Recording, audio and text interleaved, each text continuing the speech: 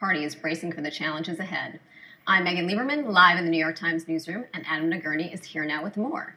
So, Adam, there's some open soul searching going on in the Republican Party today. I was struck by this quote from John Cornyn last night. Appeal, we think our positions to some extent or how we present ourselves and become a... Do we think matter too much in state races? That's not what people think about. In national races, it is an issue. And I think you got to be careful because people have very different opinions on... Right, exactly. Look, most second-term presidents, two-term presidents, tend to shuffle around their cabinet in between... but it's not working for them nationally, so there could be a real tension between those two things, right? I don't think that issues like abortion and gay rights are issues that necessarily matter too much in state races. That's not what people think about. In national races, it is an issue. And I think you got to be careful because people have very different opinions on issues like abortion or gay rights. I mean, I don't think there's any right or wrong, but I think it's the way you present it and how much of an emphasis you put on it. I think the way the Republicans got in trouble, or some did, was because they were very, very sort of cut and dry, black and white about abortion, like life begins with conception, no exceptions for life of the woman. That life of the mother. That's something that I think gives voters some pause. The birth control argument, whether or not the government should be funding birth control, or a lot of insurance companies that fund birth control. Again, that's an issue that divides people, but I think that's an issue that really hurt them with women voters, and I think Mitt Romney was aware of that. Thanks a lot, Adam. Sure, thank you. Few people have greater interest in last night's outcome than those jockeying for positions in the second Obama administration. White House correspondent Peter Baker is on the line with more. So, Peter, we are expecting a lot of prominent exits in the next few months, aren't we? Well, that's right, exactly. Look, most second-term presidents, two-term presidents, tend to shuffle around their cabinet in between the re-election and the inauguration. Roughly about half the cabinet usually leaves, at least in modern times. President Obama looks to do roughly about the same. Big names, Secretary of State Hillary Clinton leaving, Secretary of the Treasury Tim Geithner leaving, possibly some changes at Defense or Attorney General, though it may not be right away. So a lot of Democrats out there today polishing their resumes and calling their friends in the White House. So let's talk about Secretary of State to start. One person who's been talked about was John Kerry, who was obviously the president's sparring partner in debate practice this year. But there's some questions about whether actually Scott Brown could end up complicating that, right? Well, that's right, exactly. Look, Senator Kerry holds a seat in Massachusetts that they would like to hold on to. Senator Brown just lost last night for re-election, but obviously would be a pretty formidable candidate if they had to have a special election to fill a Kerry seat should he be made Secretary of State. That worry is a little less probably today than it might have been a couple of weeks ago or even a couple of days ago, given that the Democrats seem to not only hold on to their slim majority, but build on it by one or two seats. So that may give him a little bit more freedom to take over at state.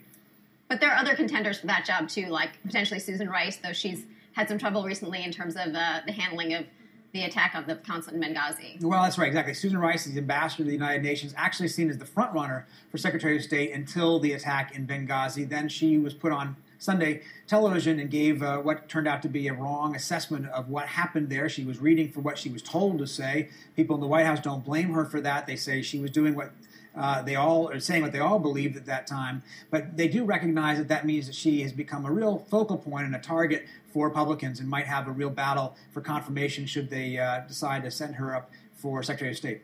How about Tim Geithner? Who do we think might be some contenders for Treasury? Well, the most popular choice inside the White House for Secretary of Treasury would be Jack Lew. He's currently the White House Chief of Staff, previously served as Deputy Secretary of State and Director of the Office of Management and Budget. Widely respected among his colleagues, seen as a grown-up who can take over for Secretary Geithner at a very critical time in terms of the economy and in terms of the fiscal issues that confront this president heading into a re-election. There are some other possibilities, though, if the president doesn't want to lose him. He's been a pretty good chief of staff, according to most people who work with him. So you see other names out there, but right now Jack Lew is seen as the likeliest choice. And do we think that the Secretary of State, Secretary of Defense, Leon Panetta, might leave soon, or do we think he's going to sort of he's not been there through the whole administration. Do you think he might stay on a little bit longer in that job? Well, he was CIA director at the beginning. Right. He has done 4 years. He's in. But he switched jobs in the middle. Exactly. He switched jobs. He hasn't been at the Pentagon as long as all that. He is, though, in his 70s, wants to retire. He flies home most every weekend to California and I think is kind of tired of that kind of commute. But he's also looking ahead and seeing this big sequester issue with defense cuts. What's going to happen at the end of the year with these automatic spending cuts that are supposed to take effect? So there's some thought that he might hang on for a little bit, maybe several months or even a full year into the new term before getting ready to leave. He hasn't said publicly yet, but a lot of eyes are on that job. Finally, Peter, what about some of the sort of insider advisors like David Plouffe or Valerie Jarrett? Do we think any of them might leave? David Plouffe is the president's senior advisor. He's obviously one of the architects of this re-election that happened last night. Pretty much seems intent on leaving the White House now that it's over. He came in only for the last 2 years. Doesn't seem to like Washington all that much and looking forward to getting out. You can also see, though, the president putting a little pressure on him to stay. He values Plouffe's advice and his counsel, and he needs somebody at his right hand that he can really trust. Valerie Jarrett, we haven't heard from publicly on that, but she's there have been some rumors from time to time that she might leave, but at the moment, people think she's going to stick around. Thanks, Peter. We'll be watching. So will we. Thanks. Lawmakers' attention will now return to the budget battles that have defined Washington politics in recent years. Will anything change after last night? Jackie Collins is here now with more. So, Jackie, the election's done, and now the fiscal cliff. Right. One fight ends, the other starts up. So, talk about the fiscal cliff. What are these sort of series of deadlines that we're now facing? The fiscal cliff is actually a phrase that the head of the Fed Chairman Ben Bernanke came up with, which the fact that he came up with it signifies its potential threat to the economy. It basically refers to upwards of $700 billion in automatic tax increases and spending cuts that would take effect at the turn of the year if Congress and the White House don't take certain action to reduce deficits by an alternative amount. And people might say, why is that happening? And essentially, it's the confluence of things that have deadlines that just like the Bush tax cuts, which were just set to expire. Which was set to expire on December 31st.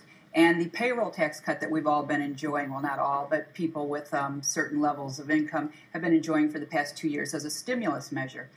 And those are set to expire. And on top of that, because in 2011 they couldn't come to a budget agreement, they said, okay, we'll give ourselves another year, and if we don't come up with one, then this so-called sequester of automatic cuts will take place. So all of that together would be such a hit to the economy in its weak state that the Congressional Budget Office has said it could trigger a short recession. It doesn't have to happen. It probably won't happen. And we did hear a lot of sort of conciliatory talk last night about reaching across the aisle. We heard from Mitt Romney. We also heard some from the president. Let's take a quick listen to what he had to say. Tonight, you voted for action, not politics as usual.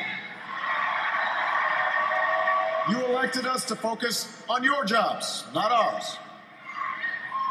And in the coming weeks and months, I am looking forward to reaching out and working with leaders of both parties to meet the challenges we can only solve together. Reducing our deficit, reforming our tax code, fixing our immigration system, freeing ourselves from foreign oil. We've got more work to do. But Jackie, as you reported this morning, when the president actually tried to reach out to Republican congressional leaders after that speech, he didn't get so far. Right. Well, there was some talk whether who was supposed to call whom first. Maybe the congressional leaders should try to call him and congratulate him. But Mr. Obama, no sooner had he given his victory speech after midnight than sometime after 1 a.m. he tried to call House Speaker John Boehner and the Republican Senate leader Mitch McConnell, and I don't know what he would have said to them, but he didn't get them because they were sleeping by then. So, as I put it in the story... Don't you wake up when the president calls? I know. Yeah, I guess not. And remember back in when they were doing the budget talks in 2011, John Boehner famously didn't return the president's calls for a few days. But I think, we have a new atmosphere. They've turned the page. That said, this failure to communicate won't be the last time in the next 2 months. And we've already seen John Boehner will be speaking this afternoon. Maybe we'll hear some more from him on the fiscal cliff then. But he's already sort of planted a flag last night. So let's listen to what he had to say. And in the face of a staggering national debt that threatens our children's future, our majority passed a budget that begins to solve the problem. Now, while others chose inaction in the face of this threat, we offered solutions. And the American people want solutions. And tonight, they responded by renewing our House Republican majority. And Jackie, that doesn't necessarily sound like a man who's ready to deal. But do we think that the president gets some leverage from his victory last night, particularly since exit polls showed that, and polling earlier in the year has showed that the president's positions on some of these things, like letting the Bush tax cuts for the wealthiest expire, are pretty popular. Right.